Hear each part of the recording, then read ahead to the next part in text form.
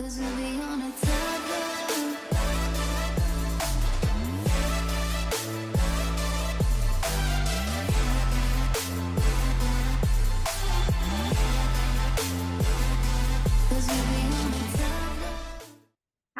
Hamam. Ya, Ham, udah makan? udah. Bener ya? Oke. Lanjut ya. Kak Cika mau review nih. Ya, Alright. Kalau Hamam ada pertanyaan langsung bertanya. Oke. Nah, Kak Cika mau ini ya. Mau flashback. Perlu di mana tadi ya? Kak Cika udah siapin slide-nya. Ini kesiniin dulu aja. Nah, kita kan waktu itu ini ya, Mam. Simple linear regression kan. Simple kan berarti cuma satu nih, Mam. Misalnya per kasus tuh misalnya apa? Ntar kita ambil contohnya, misalnya harga rumah, harga mobil, gaji gitu kan ya, berdasarkan waktu gitu. Ini kan sederhana kayak misalnya apa ya, tinggi badan Hamam nambah nggak atau berat badan gitu ya, dari kapan sampai kapan. Penyebaran COVID misalnya. Pokoknya variabelnya satu gini kan, Mam. Jadi kayak cuman ya udah ini kan odometer sama harga, misalnya luas rumah sama harga. Terus misalnya hari dengan atau tahun dengan gaji gitu ya. Itu tuh simple. Jadi regresi tapi cuma satu garis gitu. Nah, tapi di dalam kehidupan nyata itu biasanya nggak cuma satu faktor gitu. Tapi nggak apa-apa.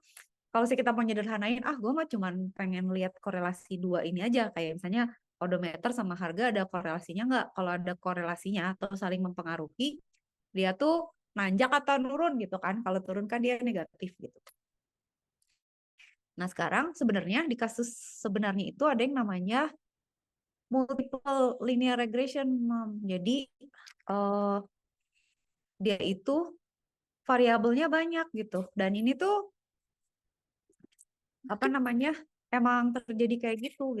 Kak Cika tapi gak suka gini, karena yang lihat nggak enak. Jadi gini aja, gedein aja cuma gini. Nah, yang tadi ya, kamu kan lihat ya, simple itu akibatnya Y gitu ya, ada respons variabel. Jadi Y itu tergantung X gitu, kayak misalnya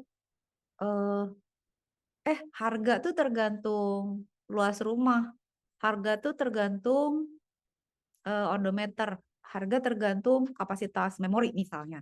Nah, sekarang kalau misalnya ada banyak gimana, Mam? Jadi ada multiple regression, itu ada banyak variabel yang mempengaruhi Y. Nah, di dalam machine learning atau di dalam apa ya, prediksi gitu ya, itu tuh bisa ada banyak kasus kayak misalnya gini, Hamam terlambat nih ke kampus gitu atau ke sekolah. Gara-gara apa nih faktornya? Bisa jadi kan misalnya oke, misalnya tadi malam begadang atau lagi nggak enak badan atau macet gitu ya. Nah, tapi bisa semuanya juga kan. Saya bisa aja gara-gara macet iya, begadang juga iya. Nah, itu tuh semua faktor yang mengakibatkan terjadinya Y gitu ya, Mam. Nah, ini juga bisa diregresi ternyata. Artinya gini, maksud Kak Cika tuh, maksudnya tuh, nah kan ini jelek kali gambarnya ini. Kita geser ke sini aja ya, biar bagus. Nah, gini. Nah ya, gini. Oh, Mam, ini kurang kurang kece nih gambarnya. Nah, Kak Cika gedein ya. Nah, regression modeling itu gini, Mam. Jadi, eh kalau yang tadi, nah agak beda nih. Cuman ini menurut Kak Cika nggak semua harus dibayangin ya. Tapi bayang, kalau misalnya kita pakai regresi, kalau cuma dua, itu sumbunya dua, Mam. Jadi misalnya satu sumbu tuh odometer, satu sumbu harga, satu sumbu tahun, satu sumbu gaji, gitu ya. Nah, kalau misalnya kita multiple, itu sumbunya nambah. Jadi misalnya gini, kamu pengen tahu misalnya selain misalnya dia misalnya ini gaji ya, misalnya apa, taruh, misalnya nih ini odometer gitu ya, ini odometer mobil, terus ini misalnya harga ya, price gitu ya. Jadi odometer itu semakin, tapi ini salah sih, jangan deh, jangan. Nggak, jadi harusnya gambarnya gini ya, kalau odometer saya odometernya tambah banyak, harganya makin turun kan, harusnya gitu ya. Bisa ditambahin begini, Mam. Misalnya horsepower gitu. Mobil kan ada horsepowernya. Bisa ditambahin gini. Nah, itu tuh jadi multiple regression. Jadi variabelnya ada banyak yang mempengaruhi si harga ini. Ada odometernya, misalnya berapa kilometernya dia, sama ada kecepatan mobilnya, itu mempengaruhi harga gitu. Nah, kebayangkan Mam, kalau misalnya variabelnya tambah banyak, dimensinya tambah banyak. Nah, kalau dimensinya tambah banyak, udah nggak bisa digambar. Maksudnya udah nggak ada visualisasinya. Jadi kita cuma bisa membayangkan bahwa, oke, berarti faktor-faktor yang mengakibatkan. Saya kayak gini deh, contoh. Misalnya, ini orang sakit diabetes, yang mengakibatkan apa? Oh, dia suka makan manis-manis misalnya. Oke, secara secara klinis atau secara kedokteran, itu bisa dilihat misalnya Mam, dari gula darah, tekanan darah, dari apa ya misalnya kolesterolnya, dari kandungan apanya, bla bla gitu kan, itu kan banyak tuh kolom tuh kalau orang diperiksa. Nah itu tuh jadi variabel-variabel yang menentukan nih orang diabetes atau enggaknya gitu kan. Nah itu tuh udah nggak bisa digambar Mam, soalnya variabelnya udah kebanyakan. Tapi itu bisa kita apa ya maksud Kak Cika, hal itu tuh bisa kita jadikan machine learning juga menggunakan sesimpel regresi aja gitu. Jadi nanti si regresi ini tidak hanya melihat satu variabel aja untuk menggambar hasilnya, tapi dia melihat variabel-variabel lain. Nah ini kalau 3 dimensi Mam, jadinya bentuknya gini. Jadi kalau dia 3 dimensi, dia bentuknya jadi bidang gini nih. Nah ini nih bidang dua. Jadi bukan garis lagi tapi bidang. Nah si regresi multiple regression itu akan menggambar bidang yang akan mewakili data-data yang ada di ruang itu gitu. Nah, kalau misalnya variabelnya banyak, nggak bisa dikebayangin, udah nggak kebayang, nggak bisa divisualisasiin soalnya udah terlalu rumit gitu. Nah, itu aja Kak Cika apa nyeritain background apa bedanya itu ya. Nah, terus Amam kan lihat tuh kemarin, ini kan rumus persamaan garis ya, udahlah sama lah ini semuanya. Jadi orang mau nulisnya mau gimana juga ya gitu-gitu aja sih sebenarnya. Misalnya Y sama dengan apa? eh A ditambah, kalau Kak Cika suka bilangnya sih MX plus, itu juga sama aja gitu ya. Kak Cika suka bilangnya MX plus B gitu, atau MX plus C gitu, atau MX plus A gitu ya. Itu boleh aja gitu.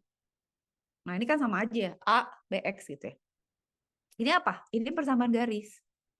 Ini simple regression gitu. Kalau yang tadi tuh persamaan bidang gitu, atau ruangan yang apa dimensi yang lebih besar gitu. Maksudnya lebih besar dimensinya. Nah, standar error itu adalah gini, Hamam kan tahu kan, misalnya kita punya data ya. Kita punya data nih, ada di sini, ada di sini, ada di sini gitu ya. Terus ada garis ini kan, garis ini digambar untuk mencoba mengikuti paling deket di mana gitu ya si data ini. Terus kita saya mau tanya sama dia, tolong dong lu regresiin kalau dia ada di sini, datanya tuh apa gitu di mana. Nah itu kan saya dia nebak datanya di sini bisa gitu ya. Itu tuh ada kemungkinan error. Nah error tuh bisa kita hitung dari rata-rata jumlah apa ya selisih jarak antara garis dengan data yang sudah pernah ada dibagi dengan keseluruhan data gitu. Jadi kira-kira errornya segitu. Nggak mungkin persis sama, Mam. Kayak kemarin inget nggak waktu kita tunggu, waktu kita nebak harga yang itu, Mam inget kan? Misalnya nebaknya harusnya 5.000, ditebaknya 4.700 gitu ya. Ya itu adalah error gitu. Terus sebelah ketika bukanya biar nggak lupa. Google Colab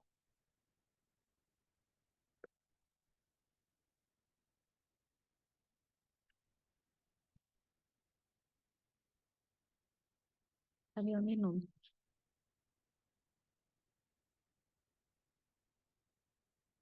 Oke. Nah ini linear regression ya. Ih asik loh hujan. Nah mana ya?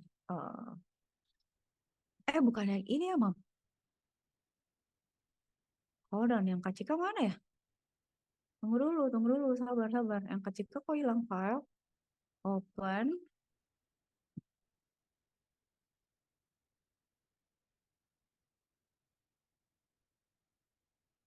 Oh, oke. Kayaknya kita nggak pakai ini, Mam. Sorry. Sorry ya, akun terlalu banyak. Tunggu sabar.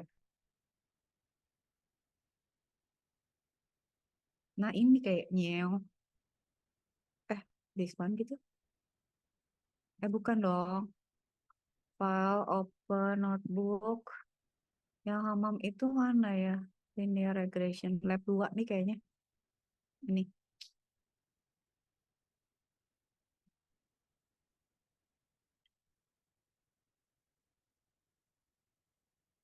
Nah, ini loh Mam, ada kesalahan di, ya ini kan garisnya gini. Ini kalau nebak tuh pasti ada error-errornya gitu. Nah, itu tuh bisa kita bandingin kayak waktu kita nebak harga gitu. Jadi nah kayak gini Mam. Lihat kan? Ini kan di prediction ya. Jadi gini, ini kan inputnya. Jadi kita bilang, lu kalau udah kerja sekian tahun, gajinya berapa lo gitu ya. Ini ada 1,5 berapa? Jawabannya tuh yang tes ini, yang ini nih. Gitu. Nah, ini prediksinya gitu. Nah, lihat harusnya 37731 dia 40.000.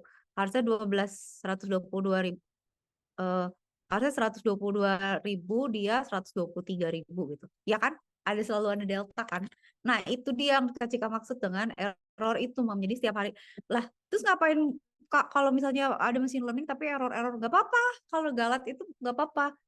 Kan kalau dulu kita belajar fisika juga memang harus ada galatnya, kayak kita ngukur pakai penggaris itu ada salah ngitung, nggak apa-apa, terus ada pembulatan gitu untuk data tertentu tuh diperbolehkan gitu. Jadi misalnya ketelitiannya berapa, 95% boleh lah gitu kan ya, masih ya bagus lah gitu. Nah itu yang dimaksud dengan error gitu. Jadi bukan berarti, nah machine learning itu nanti kan Hamam belajar ada macam-macam. Nanti si machine learning ini tuh akan punya kayak apa ya, kayak Hamam punya sendok sama garpu kan, mereka fungsinya masing-masing. Makan pakai sendok bisa nggak? Bisa. Makan pakai garpu bisa gitu kan ya, bikin dua-duanya bisa gitu. Cuman kalau nusuk nusuk daging enak pakai garpu gitu. Nah ini juga gitu nanti ada machine learning yang lebih cocok buat case-case tertentu dibandingkan yang lain dah ya. Coba sekarang Abang perhatiin. Ini kan rumusnya seperti ini ya kalau simple regression. Kalau multiple regression itu jadi nambah, Mam. Jadi si persamaan garis itu jadi ada A, X-nya nambah kan, ada X1 sama X2 sama B1 sama B2 gitu. Tapi standar errornya tuh kurang lebih sama gitu, based on residual duality. Udah lihat contoh aja sekarang kita ya. Nah, ini jadinya kita bikin kemiringan. Anggap sekarang Hama nggak usah mikirin faktornya jadi banyak. Anggap aja faktornya jadi 2. Berarti kita punya X1 sama X2. Berarti jadi 3 dimensi kan. Nah, kalau 3 dimensi berarti kita punya X, Y, sama Z. Kalau 3 dimensi berarti yang diprediksi bukan garis lagi, tapi bidang. Karena kita punya X sama Y untuk X1 sama X2 untuk memprediksi Y. Ya nanti ini kita ada data nih, kita gimana ya data si ininya tuh mau begini atau mau begitu gitu kan ya. Misalnya miringnya begini gitu, atau mau begini itu misalnya miringnya, kan kita nggak tahu gitu ya. eh, jadi akhirnya jadi lembar, bukan garis lagi tapi sekarang bidang. Tapi itu visualisasi aja, nggak usah terlalu di overthinking. Nah, contoh sekarang, Allah ini apa, jelek. Ah, ya sekarang. Jadi multiple regression adalah pemodelan variabel di permukaan tertentu, kutip kan ya, permukaan, uh, karena kalau misalnya udah 4 dimensi udah nggak tahu kayak gimana Mam bentuknya, ya kan, kita aja udah pusing kan, ruang dan waktu mau ditambah 1 dimensi lagi taruh di mana gitu. Udah itu kayak gitu kira-kira. Oke udah ya. Nah, sekarang kita lihat contoh. Contoh adalah paling memudahkan untuk mengerti. Gimana caranya? Nah gini, misalnya gini, kita punya level pro, orang perokok gitu ya. Eh, orang yang 0 itu tidak merokok, 1 itu pernah merokok, 2 itu dia merokok gitu. Terus kita punya variabel kita kodein kayak gini. Jadi smoke 2 itu 012, dummy 1 010, 010, dummy 2 001. Maksudnya apa sih dummy Kak? Nah, jadi kita bisa melihat regresi model itu sebagai dalam representasi 0 sama 1, yaitu iya atau enggak gitu. Jadi kalau Hamam lihat kayak gini, misalnya di datanya ya, data dummy 1 tuh artinya apa dia? Artinya dia former smoker kan, Mam, karena dia merokoknya 0. Nah, kasih coret ya. Ini tuh cara representasi data, Mam. Jadi nanti kalau Hamam punya algoritma tuh sudah punya data, harus direpresentasi si datanya tuh dicocokin sama algoritmanya gitu. Nah, ini tuh salah satu representasi. Jadi kalau dummy ini dia berarti karena satunya di tengah, berarti dia former smoker kan, berarti dia ininya 1 gitu ya. Tapi kalau si dummy 2 itu berarti aktif ya, 2 ini kan, berarti current smoker, berarti dia current smoker gitu. Kalau saya Kak punya 1, 0, 0, 0, berarti dia non smoker gitu. Oke, gitu ya kira-kira ya. Nah, itu tuh representasinya. Nah, nanti berarti gimana, Kak? Nah, datanya nanti berbentuk biner kayak gini. Kalau nanti kita mau ngetrain, kita bisa lakukan dengan memasukkan data biner. Nanti lihat contoh pelan-pelan dulu. Dah, ilustratif. Contoh misalnya ya. eh Childhood Respiratory Health Survey. Kita punya variabel biner smoke yang tadi 0 sampai 1 gitu ya. Terus kita punya volume, forced expiratory volume gitu ya. Nah, ini tuh artinya kalau nggak salah ya, volume paru-paru gitu loh, Mam. Jadi kalau dia makin banyak kapasitasnya makin bagus. Nah, kalau yang, oh enggak dong malah, smoker 3,2, berarti makin kecil makin bagus ya. Non-smoker, forced expiratory volume, oh oke. Okay. Jadi ini salah satu variabel ini tuh artinya pokoknya fungsi paru-paru lah ya. Kak Cika nggak tahu apakah ini artinya kapasitas yang lebih efektif gitu. Tapi intinya FEV ini itu akan lebih kecil di yang nggak ngerokok dibandingkan yang merokok. Berarti yang bagus tuh yang lebih kecil ya. Oke, si FEV ini. Gitu. Nah, kita kan sebenarnya bisa bikin garis regresi kan, Mam. Pakai matematika aja bisa kan, bener nggak? Itu bisa kita hitung gitu. Pakai ini kan FEV-nya 2566 ya. Terus nanti itu kan berarti ini tuh A-nya kan. MX-nya kan ini ya. M-nya ini ya, kemiringannya slope-nya gitu ya. Nah, intercept ini itu adalah eh, rata-rata FEV dari grup 0. Slope-nya, kemiringannya, itu perbedaan dari FEV-nya. Jadi selisih antara si yang ngerokok sama yang nggak ngerokok. Nah, inget nggak, Hamam? Kalau misalnya kita bikin regresi, itu kan selalu 2 sumbu. Ya, ini ceritanya 2 sumbu dulu. Kita punya sumbu gini kan, X sama Y kan. Oke, X sama Y.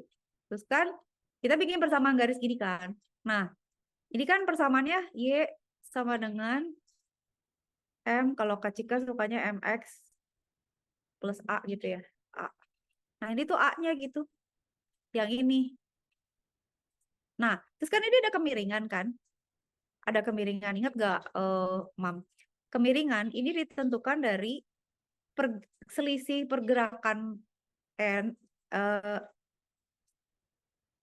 apa selisih pergerakan X sama kenaikan Y-nya. Jadi artinya apa, Mam? Ini tuh perbandingan antara berapa banyak sih kenaikan kenaikan Y-nya kalau Y-nya bergerak, X-nya bergerak gitu. Nah, kan kalau misalnya Mam lihat ya, kalau Kak Cika punya begini ya, saya Kak Cika punya gambarnya begini, gini gambarnya. Nah, gitu kan. Itu kan Hama bisa lihat ya bahwa untuk pergerakan X yang sedikit, Y-nya tuh beda jauh banget gitu. Bayang nggak? Jadi run sama rise itu adalah M. Jadi M itu tuh perbandingan antara pergerakan X sama Y-nya. Nah, itu tuh menentukan kemiringan garis gitu. Oke, kebayang ya? Itu. Nah, kalau misalnya Kak, kalau misalnya garisnya gini gimana, Kak? Kalau misalnya garisnya begini, garisnya gini. Nah, gitu. Nah, itu kan untuk pergerakan X yang segini banyak misalnya Y-nya tuh kecil banget, gitu. Jadi kamu bisa lihat kan bahwa run sama rise itu komposisinya menggambarkan kemiringan garis gitu ya.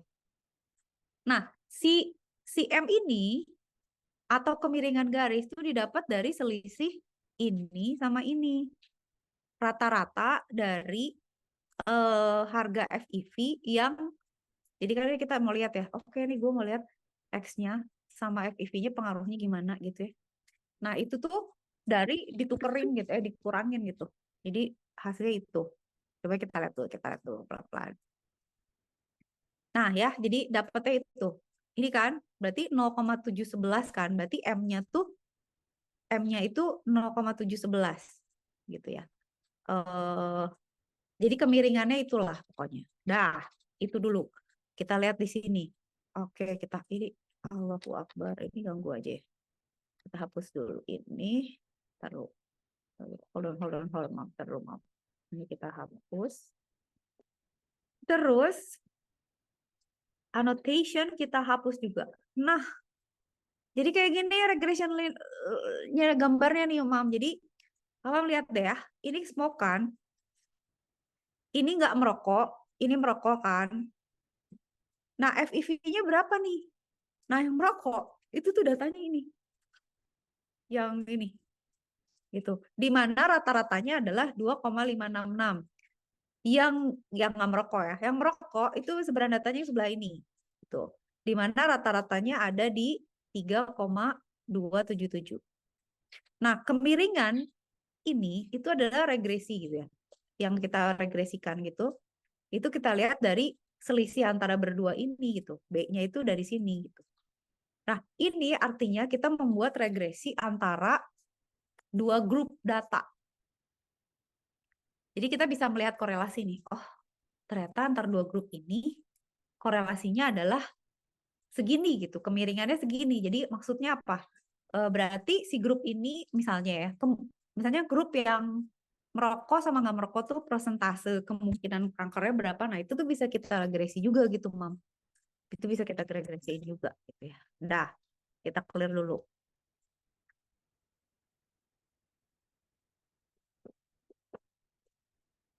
Udah oke. Okay. Nah, sekarang eh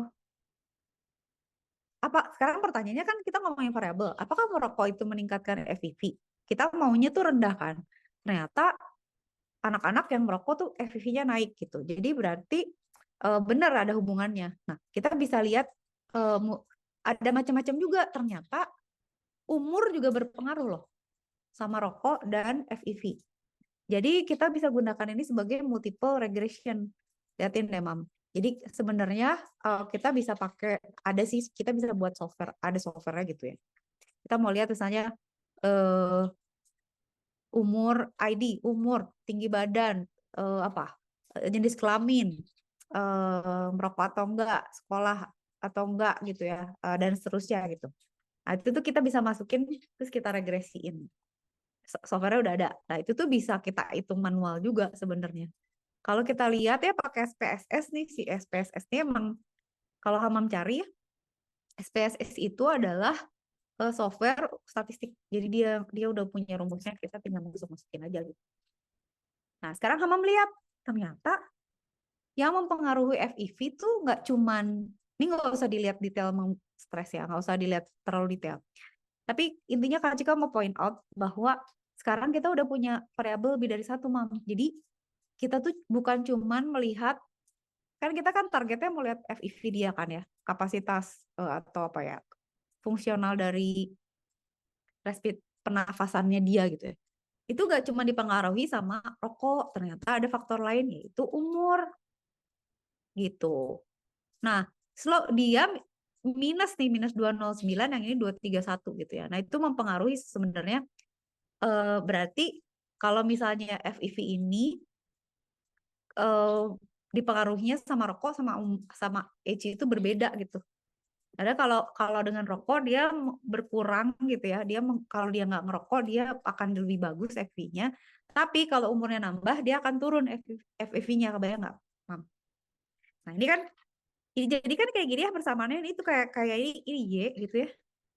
Ini kalau kalau rumus Kacika ya. Kalau rumusnya dia, bentar, biar Mam nggak bingung, rumusnya dia tuh jadi gini kan, Mam. B1 X1 ya. Ini jadi A, tunggu tenang. Ini jadi A, ini jadi A, ini jadi B1, ini X1, ini jadi B2, ini X2. Nah, kalau Hamam lihat, si faktor ini, si smoke ini kan misalnya Kak Cika gambar ya, kayak gini. Saya Kak Cika gambar gini. Oke, ini FEV kan. Tapi ini buat Kak Cika overlap aja ya gambarnya, gini ya. Untuk yang ini, yang smoke, itu tuh begini, Mam. Artinya semakin dia ngerokok, FEV-nya makin turun gitu. Lu makin jelek gitu. Tapi kalau untuk age, dia tuh malah nambah. Sorry ya. Eh, sorry. Kita tuh maunya naik ya. Iya, semakin dia nggak ngerokok, oh sorry, dia semakin nggak ngerokok dia makin turun. Kalau umur, dia makin nambah umur ya, FEV-nya tambah naik gitu. Jadi dia tuh beda beda arah. Tapi kalau Hama bingung ya si smoke ini kita mengacunya tuh ke ngerokok atau nggak ngerokok gitu. Karena kan kita bisa variabelnya beda ya. Maksudnya representasi kita terhadap datanya ini yang mau dilihat tuh smoke tuh ngerokok atau nggak ngerokok gitu. Kalau dia ngerokok makin sering itu berarti FEV-nya akan makin turun gitu sama umur.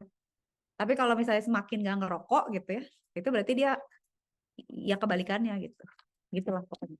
Nah, sebelum kita bertambah overthinking, kita pindah dulu nanti biar kelihatan jelas contohnya. Ya udah ya. Nah, ini minus kan? Slope coefficient associated for smoke is minus ini. Berarti kalau yang nggak ngerokok itu biasanya memiliki dia 0,2 lebih rendah FEV-nya, which is better gitu ya. Sementara kalau untuk umur itu positif, berarti setiap umur itu dia punya kenaikan 2,31 FEV units. Jadi artinya kalau dia makin berumur ya apa kapasitas paru-parunya atau gimana nya akan berkurang gitu ya. Dah, itu jadi hubungannya gitu kira-kira. Dah, itu contoh multiple. Dah, blah. Ini sudah terlalu terlalu banyak detail. Kita sekarang lihat contoh dulu. Sekarang Kak Cika mau kasih contoh dari sini. Mana, Mam? Nah, ini. Eh, nah, multiple ya. Nah, Kak Cika mau menunjukin ke Hamam, kita tuh punya data startup ya. Kak Cika tunjukin dulu ya. Eh, Startup. Apa gini aja nggak apa-apa. Pakai numbers aja bukan.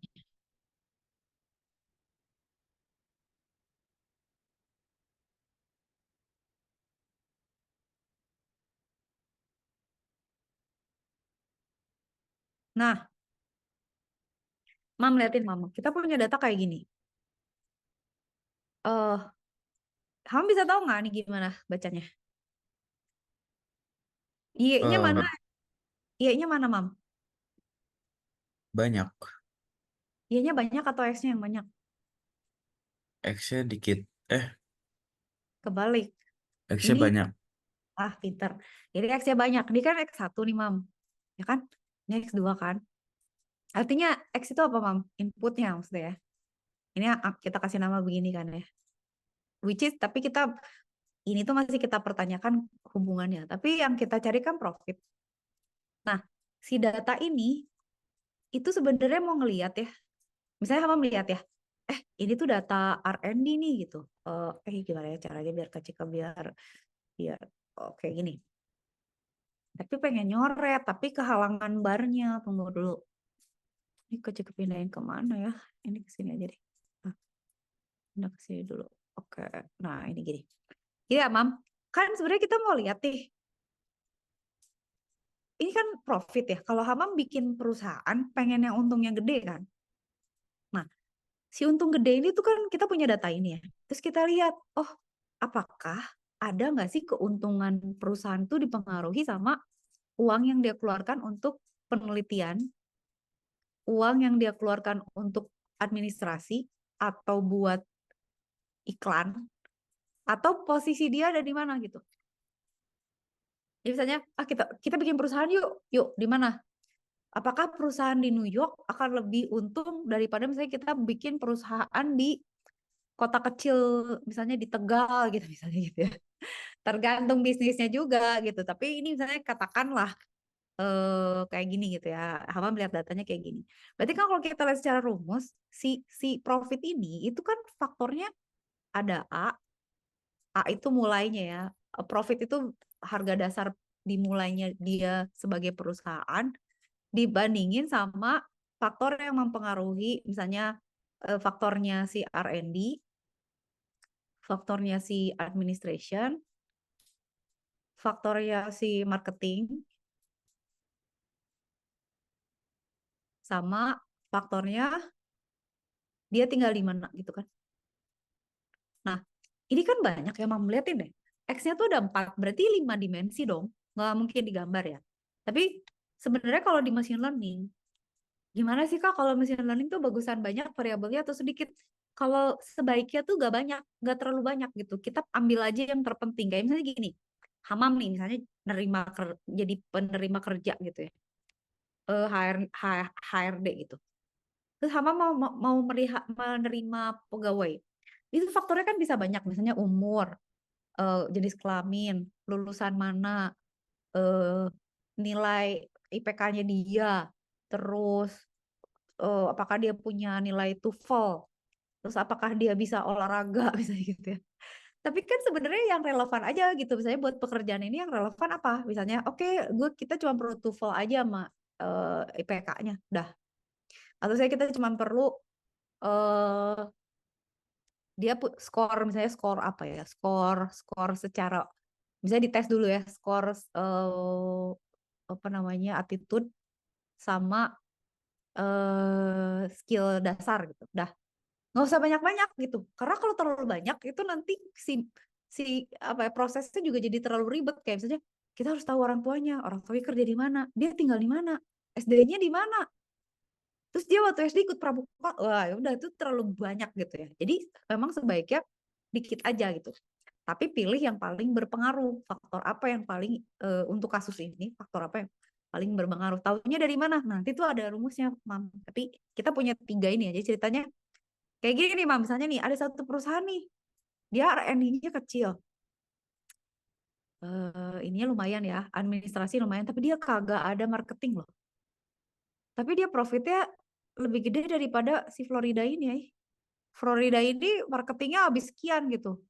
Si New York ini nggak pakai marketing, tapi duitnya tipis-tipis nih sama si Florida gitu. Nah ini tuh bisa kita analisis pakai machine learning. Jadi kayak misalnya Amam punya data apa ya, misalnya Amam punya data teman-teman gitu ya. Nggak tahu lah, datanya terserah. Misalnya umur, hobi, nilai, misalnya ya, nilai nilai semua mata pelajaran di sekolah. Terus Hamam Hamam analisis nih teman-teman Hamam yang masuk ITB, nggak masuk ITB misalnya gitu ya. Ada data kayak gitu. Nah itu tuh sebenarnya bisa dianalisis sama machine learning. Jadi dia bakal ngelihat, oh yang mempengaruhi dia keterima atau enggaknya tuh gara-gara apa gitu. Tapi bisa jadi ternyata nggak gara-gara itu semua, Mam. Bisa jadi misalnya, oh ternyata dia bimbel, atau oh ternyata dia eh apa ya, pakai joki misalnya. Enggak sih. Itu bukan data umum ya. Pokoknya sesuatu yang kita nggak tangkep gitu ya. Itu bisa bisa aja sih di train gitu. Kita coba analisis dengan machine learning. Nah itu, nah si datanya tuh itu, Mam. Oke ya, udah clear ya, Mam ngerti ngerti datanya. Dari Kak Cika mau pindah ini dulu. Dari sini aja. Nah, sekarang kita lihat ke codingnya. Nah ini. Nah kan Hama udah lihat ya si ini ya. Kita punya dataset ya. Si pakai data si startup ini kan, CSV ini. Hama melihat ya ada spending, R&D, ada administration dan lain sebagainya. Nah kita tuh bisa lihat distributions-nya kayak gini nih data-datanya. Jadi kita bisa lihat kayak misalnya gini ya. Kok gak bisa di... tuh. Nah liatin Mam. Kita bisa lihat secara gambar eh ini tuh profitnya tuh kalau kita lihat korelasinya terhadap R&D, administration, marketing sama profit tuh kayak begini. Terus kalau kita lihat categorical distribution itu state-nya tuh yang paling tinggi ya, New York, Florida sama California. Jadi tar dulu frekuensi ya, distribution. Ini distributionnya baru distribusi kemunculan aja. Ada tuh di distribution juga nih, kayak misalnya kita ngebandingin antara administration sama R&D, antara marketing sama R&D, antara marketing sama profit gitu ya. Tapi ada hal-hal tuh yang kayak kamu nanti kalau jadi data analis ya harus bisa baca data gitu, kayak ini nggak make sense, ini make sense. Kayak dia kalau saya Amam lihat ya, ini kan antara, astaga nih gue pindahin lagi dulu. Ini kan antara administration sama RD spend kan. Nah, ini tuh artinya kalau kita lihat ya, semakin besar spend yang kita habisin buat penelitian, biaya administrasi juga makin tinggi gitu. Ini juga sama nih, administrasi tambah tinggi kalau kita melakukan banyak marketing gitu. Nah, kalau ini marketing, ini bagus sih Mam, ini datanya. Sama profit, artinya apa? Kalau kita bayar uang, misalnya gini, Hamam punya bisnis ya, kaos misalnya. Kalau Hamam nggak pernah iklan, itu biasanya pendapatannya turun. Makanya selalu ada iklan kan. Orang saya iklan, tiba-tiba ada iklan Yakult, muncul lagi. Iklan Indomie goreng gitu. Itu tuh ngangkat lagi selling gitu, biar orang inget lagi. Nah, coba lihat deh di sini. Profit itu akan nambah kalau kita semakin banyak spending buat iklan atau marketing. Nah, tapi kalau data yang ada di sini itu terlihat bahwa di satu titik, misalnya ya, di satu titik tuh ngabisin duit marketing udah nggak ada gunanya gitu. Kayak misalnya, oke, misalnya katakan Indomie nih mau kalah sama mie sedap misalnya, terus dia marketing nih ngabisin 1 triliun gitu misalnya. Itu udah nggak ada gunanya gitu, karena udah jenuh pasarnya, udah kepenuhan. Mau lu bombardir iklan semua baliho, kayak semua iklan di TV, di YouTube gitu ya, itu udah terlalu banyak gitu. Itu penjualannya nggak akan nambah. Jadi harus ada kita perhatiin juga, untuk spending profit apa marketing jangan terlalu banyak juga, karena ada satu saat di mana dia jenuh gitu, nggak bisa lagi di push sama spending marketing gitu ya. Nah, ini value-nya gitu ya. Ini tuh korelasi antar variabelnya gitu, Mam. Oke, itu ya. Ini cuma tampilan aja sih sebenarnya. Oke ya. Sekarang Kak Cika mau lihat tunjukin datanya. Nah, sekarang kita processing data dulu ya, Mam. Nah, si datanya itu kan di coding. Ya, kalau Hamam lihat di sini, ini tuh coding Python untuk slicing gitu. Kalau misalnya kita pakai slicing ya, itu kita kan punya kolom tadi ya, Mam. Ingat nggak? Jadi yang ini tuh kan R&D kan, kolom yang ini kan administration ya. Yang ini tuh apa? Marketing. Ini kotaknya kan. Nah, Hamam lihat ada sebenarnya kan ada 4 kolom kan. Terus Y-nya itu isinya adalah profit kan, yang ini kan. Nah, itu tuh bisa kita ambil, Mam. Jadi kita bilang bahwa ini tuh ya kalau kita pakai dataset iLog kayak gini values, artinya semua kolom kecuali yang paling belakang itu jadi X. Kan tadi kan Cika bilang kan ke Mam, kita lihat kan Mam, Mam, ini datanya ada berapa? X-nya yang banyak atau Y yang banyak? Nah itu, ini tuh X-nya banyak nih, yang ini berarti yang, nah ini Mam, yang tadi Kak Cika tunjukin. Nih, X-nya kan X1 sampai X4 kan?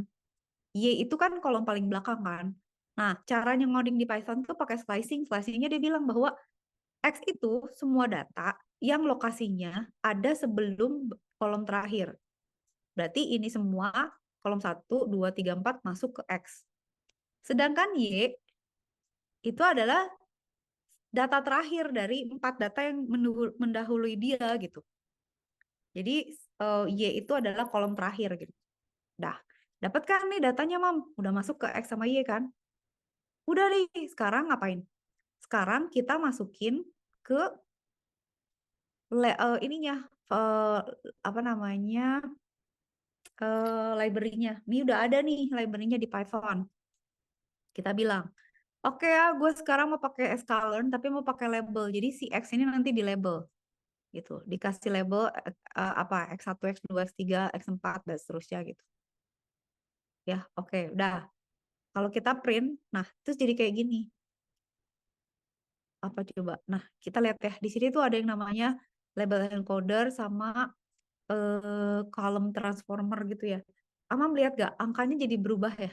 Kenapa? Karena kita tuh nggak bisa menggunakan X gini ya. Kalau beda-beda harus ada scalingnya, Mam. Jadi misalnya gini, katakan ya misalnya, Amam punya variabel. untuk menentukan orang ini sakit diabetes atau enggak. Misalnya ada umur, terus ada misalnya blood pressure gitu ya. Terus misalnya katakan ada kandungan apalah kolesterol gitu ya. Terus misalnya apa? Nah, umur tuh ada 0 sampai berapa? 90 tahun. Blood pressure kan ratusan kan ya. Kolesterol misalnya kandungan kolesterol pecahan gitu. Ini kan nggak sama mam apa range-nya gitu. Nah, itu tuh harus disamain skalanya gitu. Karena kalau enggak hitungannya jadi ngaco. Soalnya aneh kan saya kayak umur range 0 sampai 90. Blood pressure misalnya dari puluhan sampai ratusan. Kolesterol 0, komaan, nggak nyambung gitu. Nah, sama dengan ini. Ini tuh apa kita mesti lihat maksimum minimumnya terus disesuaikan gitu. Scale-nya berapa gitu untuk R&D dan lain sebagainya. Nah, sama ini kan California, New York segala macam tuh harus kita kasih label. Jadi dia bilang untuk kolom ketiga tolong dikasih label. Nah, nanti biasanya sih di labelin misalnya kayak misalnya New York 0 atau apa gitu ya. New York 0, misalnya Chicago 1, Boston 3 misalnya gitu atau dan seterusnya. Nah, ini tuh udah kita proses dulu. Jadi ini sama dia udah di label, udah disesuaikan gitu ya datanya. Setelah itu baru ingat nggak Mam? Kita bagi 80% data kita pakai buat train, 20 data buat di tes.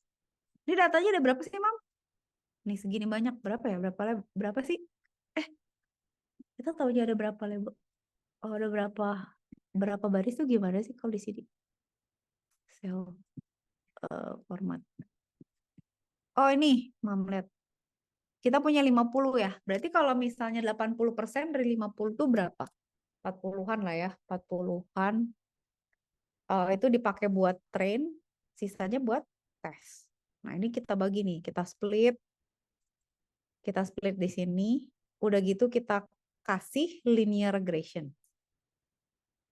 Oke, ini tuh simply cuman ngebagi X sama Y, X train sama Y test, X train sama X test, Y train sama Y test. Udah gitu kita pakai linear regression, kita masukin X train sama Y trainnya. Sekarang kita tes nih, Y prediction sama dengan regresor predict X test. X testnya ini, gitu ya. Y testnya ini, Y prednya ini. Lihat, jadi ini jawaban sebenarnya, Mam. Ini pertanyaannya. Nih, ini tesnya. Nih ya, kalau gue punya data-data, ada perusahaan yang spending R&D-nya sekian, spending administrasinya sekian, marketingnya sekian, tinggal di kota apa? Tebak dong dia berapa kira-kira profitnya gitu. Ini kan sekarang sebenarnya berguna ya, Mam, buat orang yang misalnya, gue pengen invest nih. Berarti gue harus invest apa aja, untuk apa aja spendingnya, sama gue taruh di kota mana gitu. Kan ini bagus ya buat analisis gitu. Nah, ini tuh adalah jawaban sebenarnya dari data yang udah ada. Nah, ini prediksinya liatin deh. Mirip kan, Mam? Harusnya 103, 282, dia 103, 015. Oke lah. Harusnya 144 ribu, dia 132. Ya, beda dikit lah. Tapi ini agak jauh nih yang enggak ada. Ini 146, ini 132. Ini 77, ini 716. Oke lah. Ini 191, ini 178. Ini 116, ini 105. Ini 6, ini harusnya 81, ini 67. Harus 97, dia 98. Wih, deket nih. Ini 100, harusnya 110, dia 113. Harusnya 166, dia 167. Ya, not bad lah. Tapi kan kalau dilihat gini nggak kelihatan kan, Mam? Ininya, apa namanya? Performance-nya kan. Nah, harus diplot nih kayak gini. Kita plot nih. Jadi kita mau bilang yang mau kita lihat itu sekarang cuma 3, Mam. Kita nggak mau lihat kotanya. Kita cuma lihat apa dia spending buat penelitian, buat administration sama marketing. Terus ya udah, ini kita plot nih. Apa? Jadi yang ini, ntar kita coret dulu. Mana coretan gue? Oke, ini taruh geser dulu sini ya biar di sini. Nah, ini tuh R&D, Mam. Jadi ini R&D terhadap Profit ya. Ini profit yang sebelah sini profit. Sebelah sini sama profit. Ini profit sama administration. Nah, ini profit sama apa? Marketing. Mama bisa lihat nggak dari 3 data ini bedanya apa? Yang pertama lebih teratur, Pintar. Kedua, kedua berantakan, oke. tiga agak lebih teratur. Oke, good, Mam. Nah, itu poinnya apa berarti? Kamu bilang kan ini teratur kan? Berarti ini kan sebenarnya kalau teratur kan ada garis yang bisa kita tarik kan? Ini bisa dipredik artinya memang ada hubungan antara profit sama riset gitu. Jadi riset misalnya kita bayar orang pinter bikin lab apa untuk ngetes produk kita. Semakin kita ngabisin waktu untuk penelitian dan memperbaiki produk, profit kita makin naik nih gitu. Nah, ini benar kata Hamam, ini rapi nih. Berarti ini data ini oke nih. Terus ini benar lagi kata Hamam, ini berantakan Kak. Ini apa? Nah, pada saat datanya berantakan, artinya apa? Nggak ada korelasi antara profit sama administrasi gitu. Jadi kayak misalnya spending, misalnya apa contoh? Kita nambah pegawai administrasi, kita nambah meja atau nambah rak rak buat naruh map. Nggak ngerti lah, kacika administrasi lah pokoknya. Itu nggak berpengaruh sama profit ternyata. Karena ya gitu ada saatnya ya gitu ya datanya nggak mengarah sesuatu. Bener juga terus kata Habam yang terakhir ini dia lebih teratur gitu. Jadi sebenarnya ada hubungan antara marketing dengan profit gitu walaupun tidak setegas kalau kita spending untuk R&D gitu. Tapi di sini kan jadi kelihatan oh setidaknya kan misalnya kasih kegeser nih. Setidaknya kan kalau kita lihat ya semakin banyak tuh profitnya juga makin naik ya cenderung cenderung bisa kita gambar juga kan maksudnya nah itu mama yang Kak Cika maksud dengan multiple regression gitu jadi ini tuh kita mau mengkorelasikan antara hasil dari sesuatu apa ya hasil akhir dengan penyebabnya gitu nah itu tuh bisa kita train jadi kalau misalnya udah kayak gini kan dia udah punya garis-garisnya kan kita bisa bilang saya gue mau spend buat R&D 200 juta dolar misalnya gitu. Terus buat administrasi 10 juta aja lah gitu ya. Terus gue mau buat marketing 250 ribu dolar lah misalnya. Nggak tahu lah ya berapa ya. Gitulah. Nanti dia suruh predik gue profitnya kira-kira berapa gitu. Kok dia bisa predik? Ya karena dia udah tahu garisnya, Mam. Jadi si si prediction itu bisa per bagian aja atau bisa digabung juga. Jadi nanti bentuknya bidang gitu loh, Mam. Jadi kemiringannya bukan garis tapi bidang kayak yang tadi Kak Cika bilang gitu.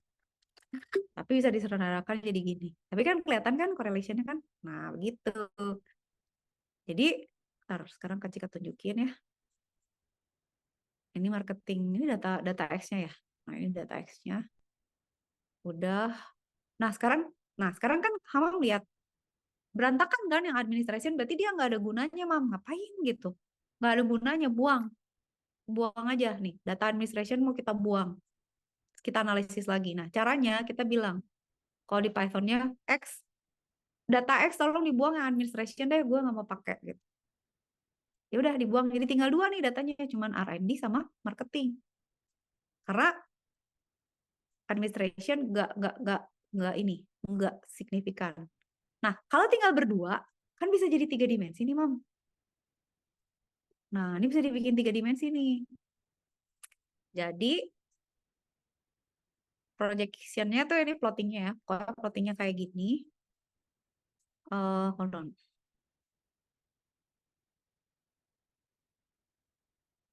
Ini berarti ini apa? Ini profit. Ini adalah marketing spending.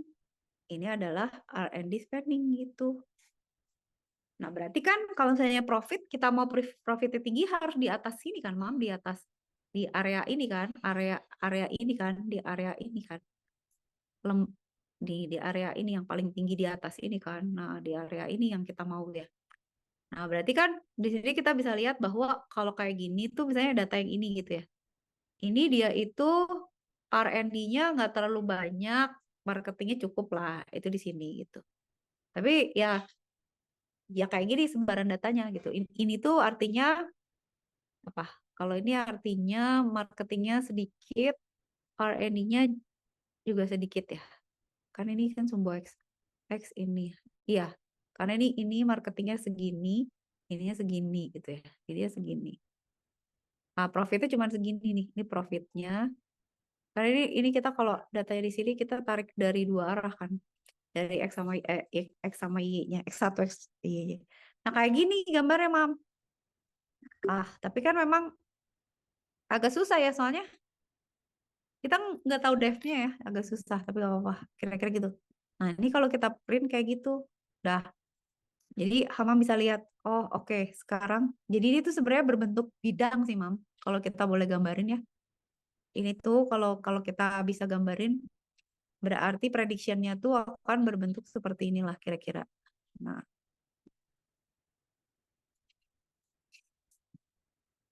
ini nih. Ini gitu. Ya, nanti kalau saya kita punya, gue pengen misalnya datanya di sini gitu ya. Ya nggak ada sih. Ya bisa bisa di asal masuk ke persamaan ini dia bisa tebak lah. Jadi kalau gini biasanya saya jauh banget ya berarti pencilan aja. Tapi bisa dipredik gitu. Udah ya. Nah sekarang kita cari contoh lain. Ntar ini biar nggak pusing. Ini kita close dulu aja. Kita draw ini clear. Nah sekarang pakai data lain, Mam. Contoh data. Sekarang Kak Cika mau pakai data weather. Weather itu kan nih, ada temperatur, ada kecepatan angin, ada pressure, sama ada humidity kan. Isi datanya itu ada 4. Lihat deh, Mam, lihat. Temperatur itu kan dia berapa sih puluhan ya paling? Ya kalau pakai Fahrenheit mungkin ratusan ya. Terus kecepatan wind itu belasan gitu ya, tapi kilometer per hour.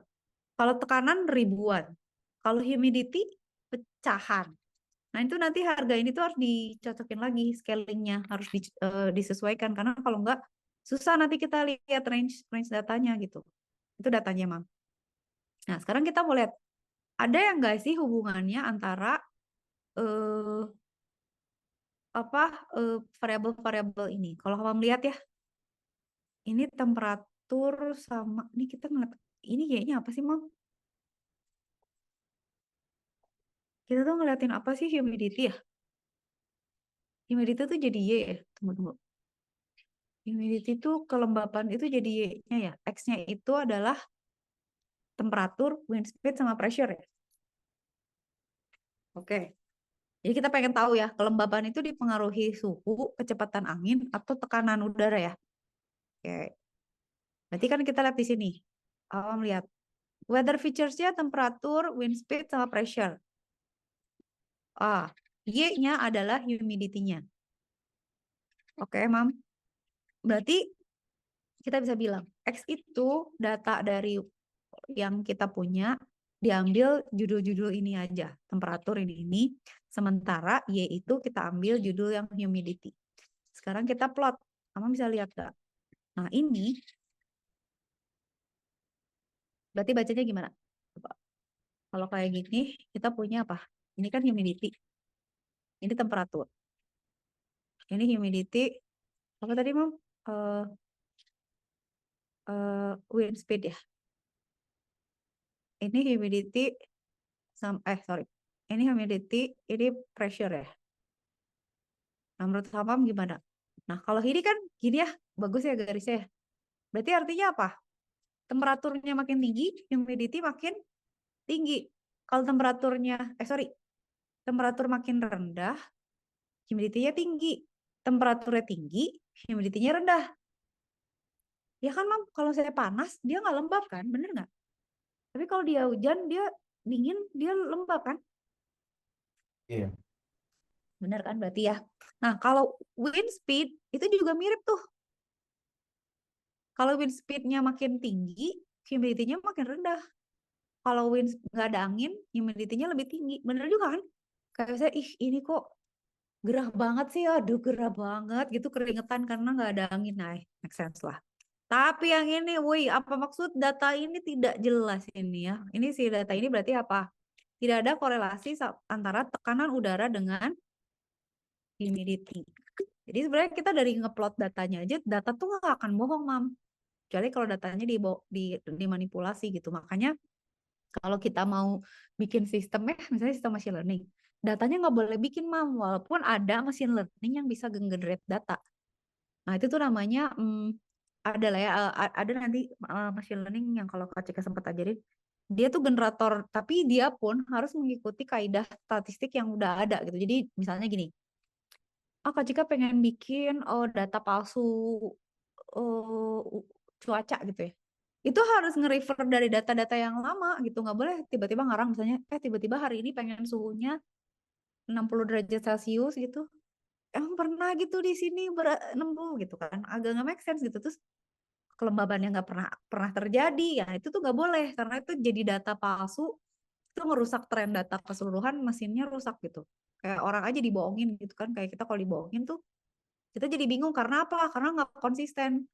Kok biasanya gini jadi gini ya? Nah itu eh, sebenarnya Mam ya, secara nggak sadar itu manusia tuh punya matematik sama statistik gitu ya. Jadi gini, bukti bahwa machine learning itu di belakangnya adalah statistik. Misalnya gini, Hamam nyetir atau naik sepeda deh. Hamam tahu kan misalnya pada saat gue harus ngerem nih, gue harus ngegas gitu. Kok tahu sih lo? Itu sebenarnya itu sudah statistiknya Hamam. Hamam tuh punya perhitungan matematik di belakang gitu yang dia tahu kalau gue kecepatan segini, gue nggak ngerem nabrak nih gitu. Atau gue jatuh nih.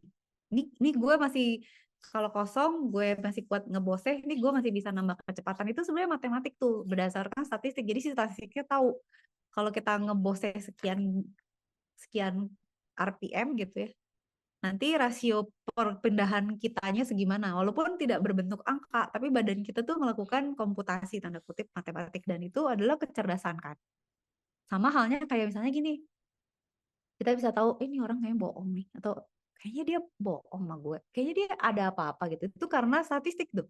Jadi kita tahu saya ada perilaku dia yang nggak konsisten dengan yang biasa misalnya kemunculannya dia atau frekuensinya dia ada yang berubah gitu. Kok bisa nelfon atau apa gitu. Gitu, Mam. Jadi manusia itu punya kecerdasan karena dia mengacu pada pengalaman sebelumnya yaitu statistik. Jadi dia tahu saja. Karena kan Mama bisa prediksi kan saya, Mam menangin mana Prancis apa Spanyol misalnya gitu. Mama misalnya sering nonton bola nih. Itu udah ada statistiknya tuh di kepala Mama pakai kalkulasi multiple variabel gitu kayak ini main di home atau away. Ini pertandingannya apa nih? Euro atau World Cup. Dulu statistiknya gimana? Terus udah gitu line up-nya gimana gitu kan Mam, ada kan misalnya oh gitu lah. Itu tuh jadi kecerdasan kita gitu karena kita punya banyak variabel yang dihitung terus dijadiin kesimpulan. Nah, karena ini berantakan si data ini, si pressure ini berantakan, balik lagi ke sini ya. Dibuang aja ya, sama kita dibuang nih, Mam. Udah, milibar sini dihapus aja, drop. Jadi yang kita lihat cuma temperatur sama wind speed aja gitu, karena dia yang berpengaruh gitu ya. Udah, berarti gak usah dia ngapain hitung-hitung-hitung yang nggak perlu. Ya udah kita plot aja jadi kayak gini, Mam. Nah, si datanya. Kalau kayak gini kan kita bisa lihat ya, berarti apa? Berarti dua-duanya konsisten nih. Berarti si makanya sebenarnya ya kalau kita mau menganalisis, makanya saintis gitu ya, kenapa saintis atau mathematician gitu ya, orang-orang yang peneliti itu orangnya logik ya, karena mereka tuh ngomongnya sama data, bukan sama orang. Makanya saintis, engineer, sama orang ilmu sosial kan karakteristiknya beda. Orang kalau orang ilmu sosial biasa menghadapi orang kan, kalau orang mah kan ada bohong, ada malu, ada sungkan gitu ya. Kalau engineer, misalnya kayak Kak kan engineer. Amang mau jadi apa nanti? Bisa science, bisa engineer kan Amang ya. Kalau engineer tuh lebih ke praktis gitu. Gue solving problem gimana caranya nih? Pakai apa? Misalnya, oh pipa bocor. Ini mau gimana? Mau ganti pipa, mau dilem, mau di apa? Gitu. Nah kalau scientist itu kayak gini gitu. Dia ngelihat data. Dia mah pokoknya datanya gitu. Gue nggak nggak peduli apa lagi gitu. Data tuh ya itulah yang kita lihat kayak fenomena fisika, misalnya kita bisa melihat cahaya, kita bisa melihat merasa apa ada tegangan listrik atau apa itu kan fisik ya, maksudnya science. Sama kayak gini, ini datanya begini ya udah gitu. Berarti si data ini menggambarkan semakin tinggi, ya ini kalau di sini ya, misalnya kalau di area ini, itu kan berarti dia di sini kan humidity-nya itu tinggi, itu jika anginnya tinggi dan temperaturnya berarti ini temperatur kan di sini kan. Jadi kalau di sini tuh di sini ya. Nah, ini tuh berarti di sini tuh temperatur rendah. Dia tuh paling rendah kalau di sini ya. Saya di paling rendah. Ini kan paling bawah kan. Ini kan humidity ya. Ini kan di bawah nih, Mam. Nah, dia tuh paling rendah kalau suhunya tinggi, wind speed-nya tinggi. Katanya gitu. Ya kan? Tapi ini tinggi kalau ini kan di sini ya, di atas ya. Di atas itu kan berarti dia tinggi kan? Di sini kan si humidity-nya kan. Tapi dia wind speed-nya ya seginilah di situ. Tapi temperaturnya berarti di sini kan, daerah sini kan. Nah, ya ini. Temperatur rendah, wind speed ya distributed lah kira-kira gitu lah. Ya pokoknya datanya begini deh gitu ya. Eh, nah, ini tuh contoh dari apa namanya prediction dengan menggunakan statistik gitu, Am. Jadi eh, kenapa Kak Cika ngajarin dulu statistik yang paling sederhana? Karena dengan statistik yang begini aja tuh sebenarnya banyak hal yang bisa dipredik, Mam. Jadi kayak ya ini misalnya mau predik cuaca, mau predik penyakit, mau predik bahkan bisa loh dia nebak gambar. Nanti kapan deh ya Kak Cika coba pakai ya mungkin kalau linear regression belum bisa sih dia harus angka lah ya. Tapi kalau logistik bisa logistik regression gitu, Mam. Jadi itu intinya gitu ya. Jadi nah, si data tadi kan Kak Cika bilang ya, data itu nggak akan bohong. Memang gitu, tapi ada juga yang mesti kita perhatikan dari data. Satu, datanya correlate atau enggak. Dua, datanya benar atau enggak gitu. Barangkali ada pembacaan yang sensor yang salah. Ketiga, datanya cukup atau enggak gitu. Jadi kadang-kadang kan kayak kita salah menilai orang gitu ya. Ini orang kayaknya gini, padahal baru ketemu. Nah, itu datanya belum cukup, tapi udah ngambil kesimpulan. Atau misalnya kita ngambil data, wah di sini macet nih gitu. Wah kota ini macet. Padahal kita ke sana pas lagi ada acara, misalnya lagi ada conference apa di hari Sabtu dan hujan gitu kan. Jadi aja macet dan gitu. Kita cuma ngambil 3 data, 3 hari. Padahal data itu juga harus dipilih, Mam. Oke, nah berarti Hamam udah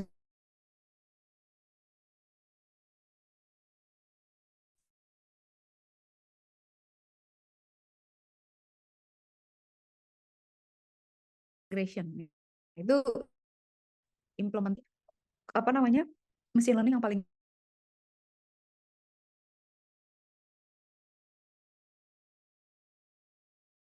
Nah, dia rumusnya beda, Mam.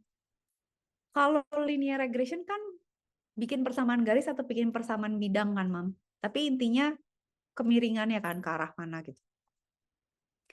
Nah, kalau logistic regression, dia tuh punya kurva. Nih ya, Kak Cika ceritain dulu. Ini namanya kurva sigmoid. Nah, kalau Hamam lihat ya, pada saat kita punya data, kalau datanya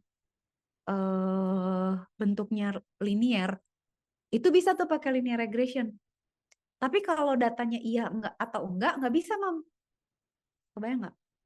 Contoh, misalnya, yang tadi Kak Cika bilang, data linear apa sih? Data yang akan berubah secara gradual sesuai tren, misalnya sesuai sumbunya gitu, sumbu X. Misalnya kayak umur, makin lama, makin tahun, makin nambah.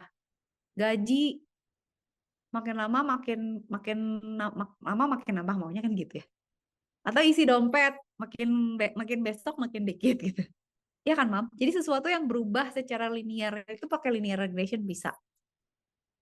Tapi kalau kasusnya nggak gitu gimana, Mam? Misalnya iya atau enggak? Lulus atau enggak? Beli atau jangan? Um, Diabetes atau enggak? Macet atau enggak? Lulus ya gitu-gitu. Kalau pilihannya gitu nggak bisa pakai linear regression karena ya gimana gitu, gue kagak tahu lah orang lu maunya yang enggak, pada gue punyanya regresi gitu, angka gitu. Nah, contoh tuh gitu bedanya tuh. Jadi kita pakai logistic regression pada saat kita mau memilih data itu iya atau tidak. Lihat ya, Mam. Ini kan datanya antara 0 sama 1 kan. Lah, kalau misalnya 0 sama 1 di linear regression gak bisa, dia bingung gitu. Gue gimana ngeregresinya ya? Jadinya begini sih. Cuman kan di sini nggak ada data apa-apa, terus jadi nggak cocok gitu algoritmanya gitu.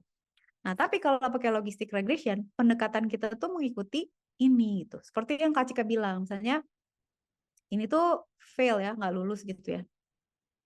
Ini misalnya pass, lulus. Terus ini katakan ini hour learning gitu ya. Jadi katakan misalnya Hamam belajar 1 jam, nggak belajar 1 jam, 2 jam, 3 jam.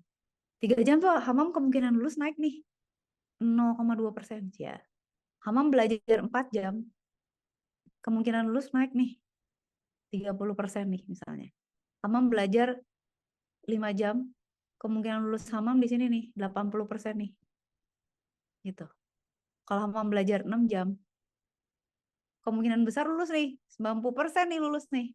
Tapi kalau Hamam belajar 7 jam ke sana, udah pasti lulus ini. Ini udah pasti lulus. Udah pasti lulus gitu. Kebayang nggak, Mam? Jadi perbedaan dari linear regression sama logistic regression adalah perbedaan kasusnya gitu. Kalau linear regression kita tuh ngepredik berdasarkan nilai yang udah ada. Jadi orang tuh kayak bisa nebak, kira-kira tahun ini harga apa ya, misalnya harga PS2 berapa ya gitu. Atau harga beras berapa ya gitu. Tapi kalau misalnya berdasarkan data yang ada, kira-kira misalnya misalnya apa yang ada statistiknya apa, Mam? Itali udah kalah ya. Kira-kira yang bakal menang Euro siapa nih sekarang gitu? Enggak gitu, enggak, pertanyaan enggak gitu. Kira-kira siapa yang menang? Jerman menang atau enggak gitu ya misalnya. Nah, itu tuh tergantung datanya juga yang mau dimasukin nanti apa gitu.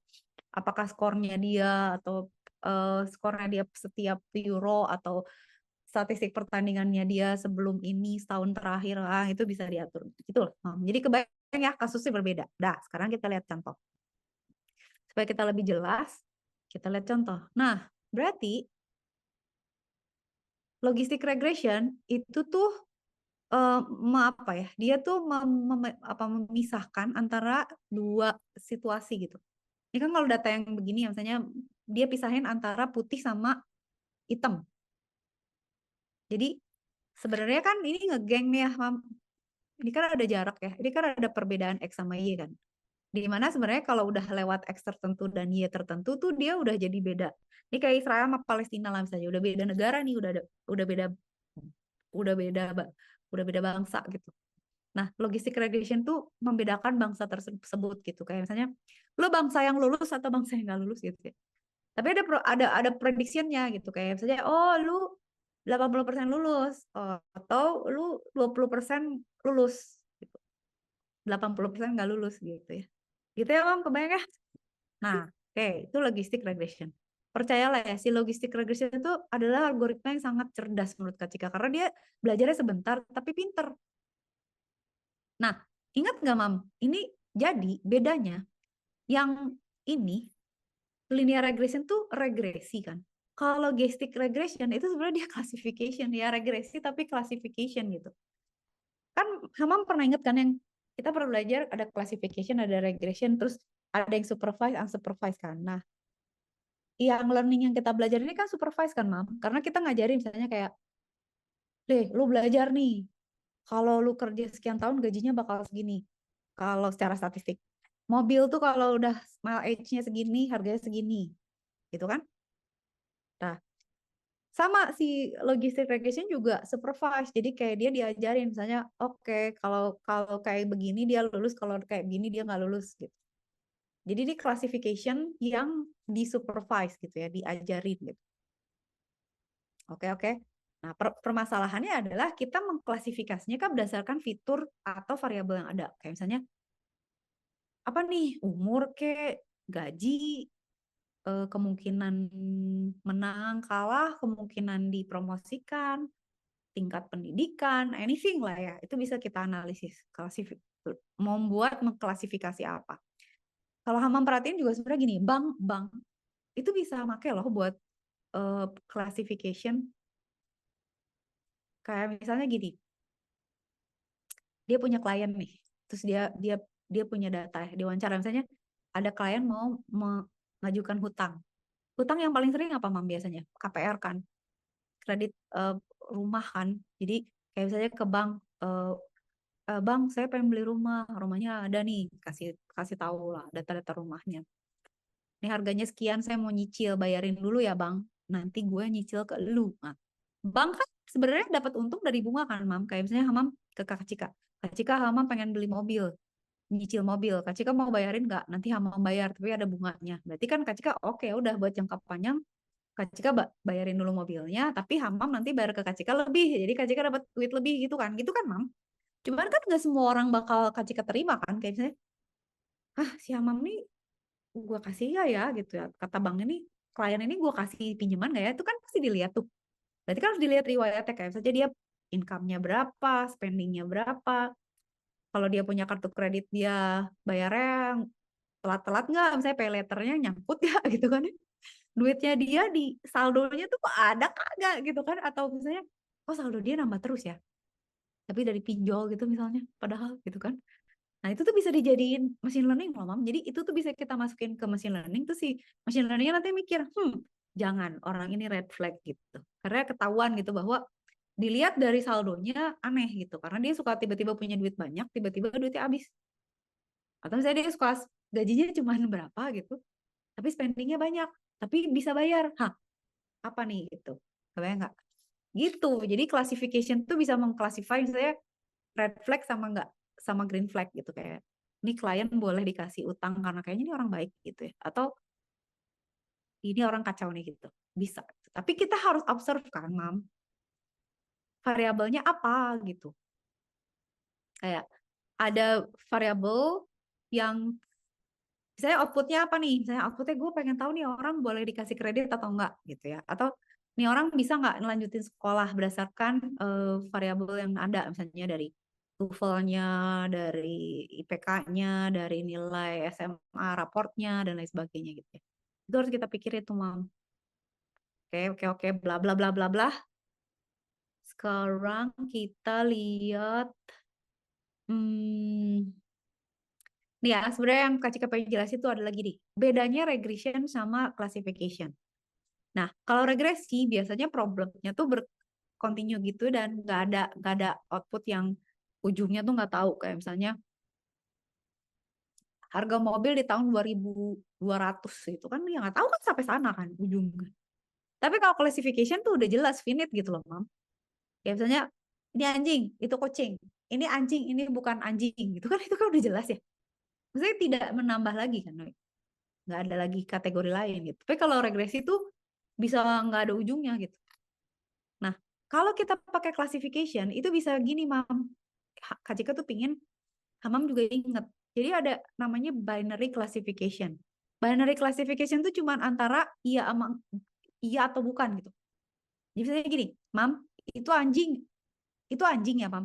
Hamam tuh cuma tahu itu anjing atau bukan anjing gitu. Jadi kalau saya dia bukan anjing, dikasih gambar kucing gitu, Hamam nggak bisa jawab. Hamam cuma bilang itu bukan anjing. Ini anjing, itu bukan. Kasih kursi, itu bukan anjing. Kasih sapi, itu bukan anjing. Kasih anjing, ini anjing. Nah itu binary tuh, Mam. Tapi kalau multi class atau multinomial classification itu Hamam bisa bedain. Ini anjing, ini kucing. Itu gorila gitu. Nah, gitu loh, Mam. Jadi ada classification tuh bisa binary, cuman iya atau tidak, atau bisa ada beberapa label yang dia bisa bisa predik gitu ya. Ya. Oke, sekarang sekarang kita lihat dulu nih dongengin dulu. Nah, tadi kan Kak Cika bilang, Mam, liatin kalau saya machine learning itu suka ada fungsi aktivasi. Fungsi aktivasi itu adalah fungsi yang ngitung eh, angka yang kita peroleh, terus dari situlah kita bisa tahu hasil dari eh, perhitungan si kecerdasannya gitu lah, atau persamaan matematiknya. Nah, kalau kita pakai logistic regression, kita pakai kurva sigmoid nih, Mam. Jadi bentuknya tuh kayak S gini. Jadi biasanya kalau datanya semakin mendekati ke atas gitu ya, bisa jadi kan di tengah-tengah nih. Kalau dia tuh undecided nih, gitu. Tapi kalau dia mendekati 1, maka dia jadi yes gitu. Kalau dia mendekati 0, dia jadi no gitu. Tapi pakai persamaan ini. Jadi dia klasifikasi antara yes dan no. Terserah misalnya, lulus nggak lulus, macet nggak macet, hujan nggak hujan gitu ya. Gitu. Oke, oke, oke. Nah, udah ya, nih Kak clear. Terus kita lihat yang ini. Ya, kita sebenarnya punya ini log min x ya, tapi kebalikan aja. Tapi nantilah ini Kak Cika bahas nanti aja. Kak Cika misalnya mau lihat contoh dulu, ini jangan terlalu teori dulu. Kita lihat contoh dulu aja. True negatif itu correctly negatif, true positif. False negatif, incorrectly predict negatif. Tapi salah, iya ya, oke. Dah, itu dulu. Hmm, taruh ya. Kak Cika jelasnya itu dulu nggak ya? Hold on. Ini jangan dulu nih, jangan dulu. Kak Cika kalau nggak mau ribet dulu, taruh ya. Nggak mau ribet dulu. Kita save dulu. eh Overfitting nanti. Aha, aha. Sekarang berarti kita lihat dulu ini aja. Oh, kita contoh dulu, contoh dulu ya. Berarti Kak Cika tuh di sini mau eh oh, open notebook.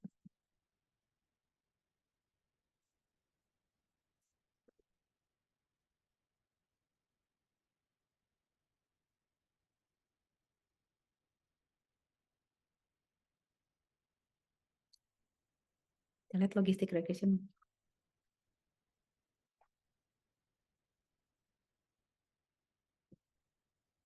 Nih, Mam.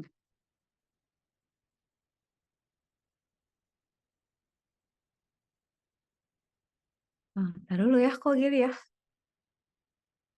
Jangan yang multiple dulu dong. Taruh ya, Kak Cika mau coba lihat dulu. Yang enggak. Kok gini ya datanya? Arahnya ini predik. Tidak ini. Tidak oke, tidak oke. Lab 3 ya nih. Kok gini ya? Tunggu. Logistiknya yang mana ya? Yang bagus ya? Logistik regression.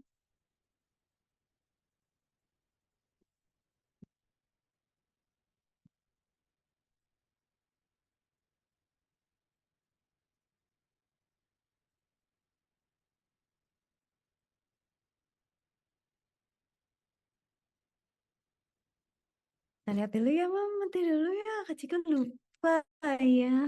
Yang bagus yang mana ya? Kayaknya bagus nih. Aduh, tapi ini banyak. Tunggu, cari yang gampang. Takut memusingkan nih. Oh, ini nanti. Ini nih. Eh, kok ini sama? Oh.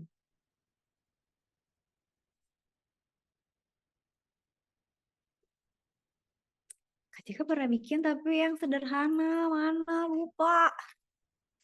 Alamak. Nanti ini besok. Hayo, Mam besok mau ke PRJ ya? Ah, Rame tahu, Mam. Kak Cika lihat di itu TikTok kata si Code Blue.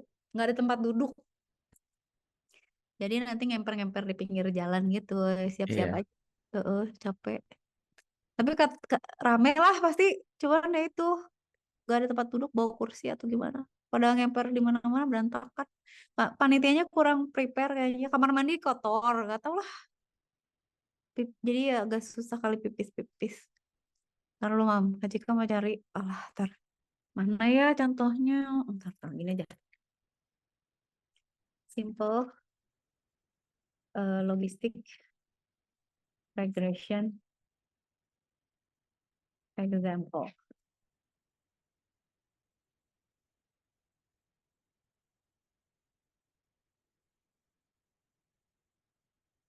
Enggak, Kak. Tunggu, Mam, sabar. Kecikat punya di eh, lesson 3A. Nah, ini. I think I have. Ini kayaknya better nih. Saya harus kasih kebenaran dulu nih, soalnya pakai formatting Linux nih. Apakah ini logistic regression?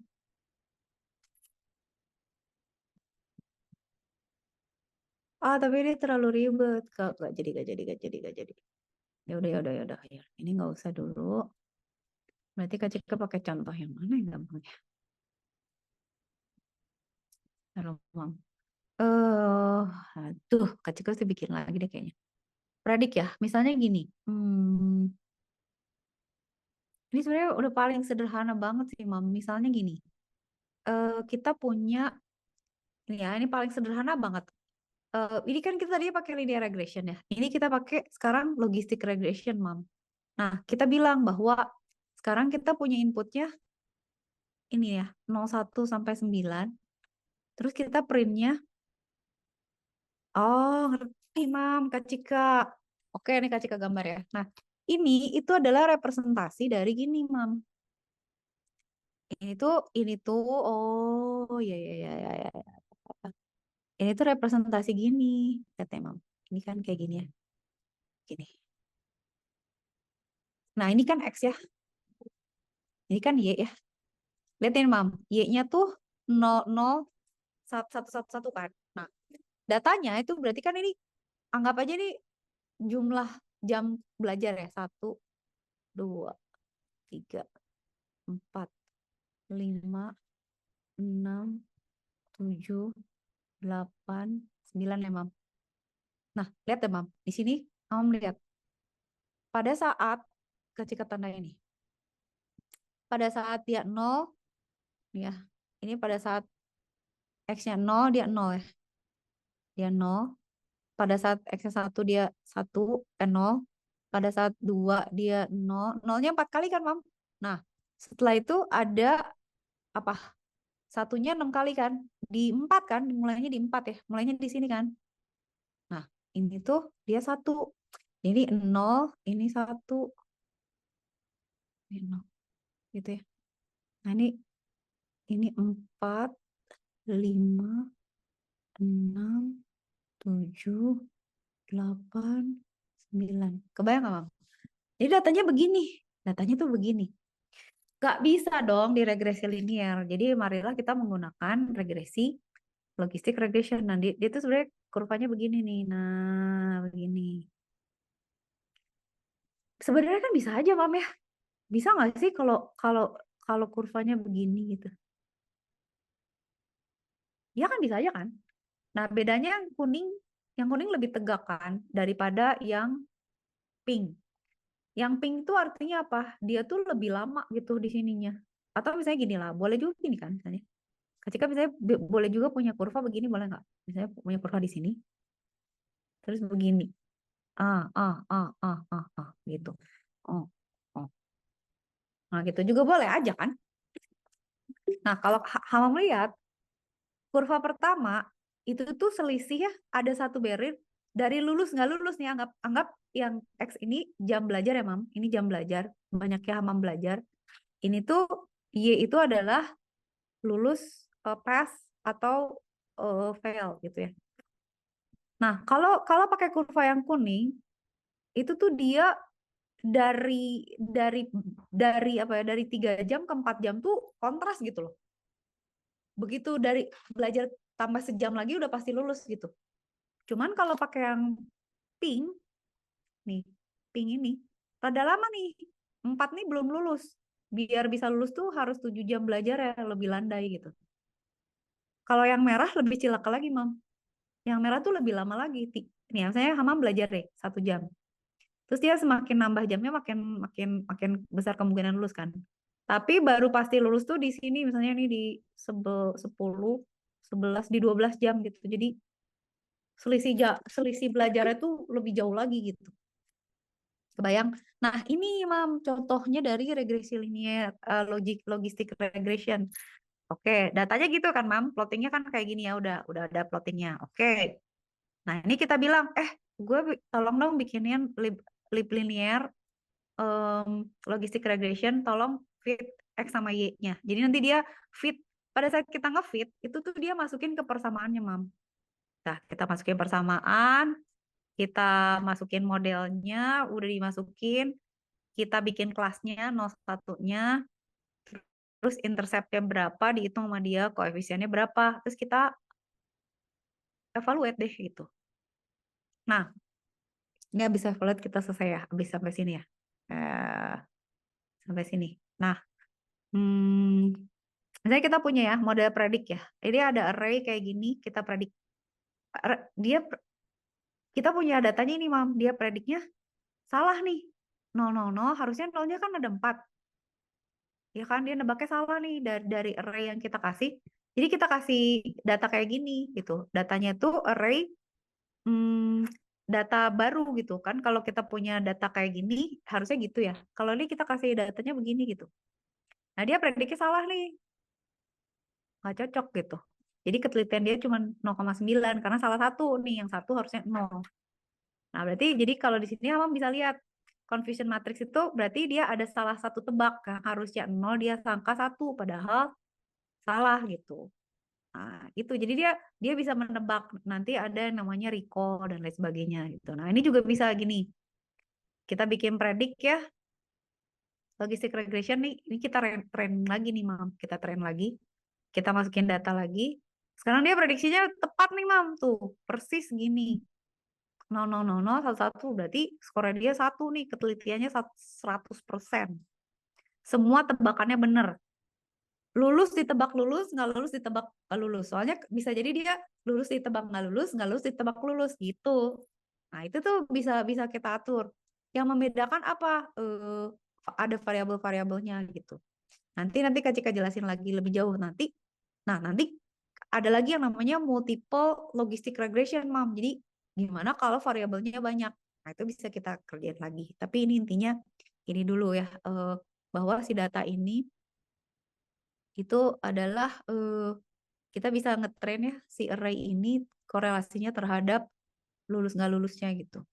Jadi kita predik datanya kita masukin kayak misalnya, oke, kalau gue belajarnya 5,5 jam lulus atau enggak? Nah, kalau dia udah kita train pakai data yang ini ya, Mam, pakai data yang tadi yang awal, mana sih data yang pakai yang ini. Terus dia akan punya gambar ini kan, yang kuning ini kan. Nanti kalau kita bilang, oke, saya belajarnya 1,5 jam, ya gitu misalnya. 1,5 jam masih di nol kan, harusnya nol. Oke, saya belajarnya 7,25 jam. Kira-kira lulus atau enggak? Gitu. Apa dia tuh sebenarnya nggak, dia tuh cuma masukin rumus aja, Mam. Masukin rumus, terus dilihat dia mendekati nol apa mendekati satu. Ada error sedikit sih, tapi ya gitu deh gitu. Jadi ini tuh kayak predict probability untuk mengevaluasi dia ya. Kita kasih data-data ini untuk ngecek apakah dia bisa memberikan hasil yang benar gitu. Ini kan kita suruh predik ya. Kita bikin X-nya random gitu. Terus kita suruh predik kalau kayak gini dia skornya berapa. Ya dia ini lulus nggak lulus. Ini untuk yang pertama ini dia bilang lulus. Yang ini nggak lulus, ini nggak lulus, ini nggak lulus. Nah, sisanya 6 ini lulus semua gitu. Untuk data ini. Gitu, Mam. Itu namanya logistic regression. Nanti besok besok kan Mama pergi ya. Kalau nggak Sabtu kita akan coba ya dia untuk multiple regression sama buat ini, Mam. Dia tuh bisa predik eh, tulisan loh. Dia bisa predik tulisan sama bisa bisa predik baju. Nanti Kak Cika tunjukin bagaimana kok si logistic regression bisa mendeteksi. Dia bisa prediksi baju gitu. Dia bisa tahu misalnya, oh ini kaos, oh ini celana. Bisa gitu loh. dengan menggunakan algoritma sederhana ini. Waduh, super sederhana. Begitu, Mam. Ntar lu ya. Kak Cika berarti kasih ya, Mam, yang mana ya? Ini dulu ya, ntar ya. Kak Cika kirim dulu. Sabar. Habis itu kita udah nih ngasih ya nama Mam. Biar nggak uh, burn out. Share dulu, sabar.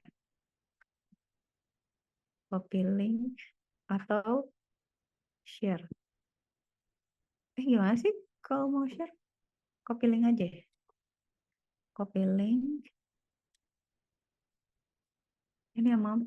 Itu. Atau bisa juga kan? Tapi Kak Cika nggak tahu punya atau enggak.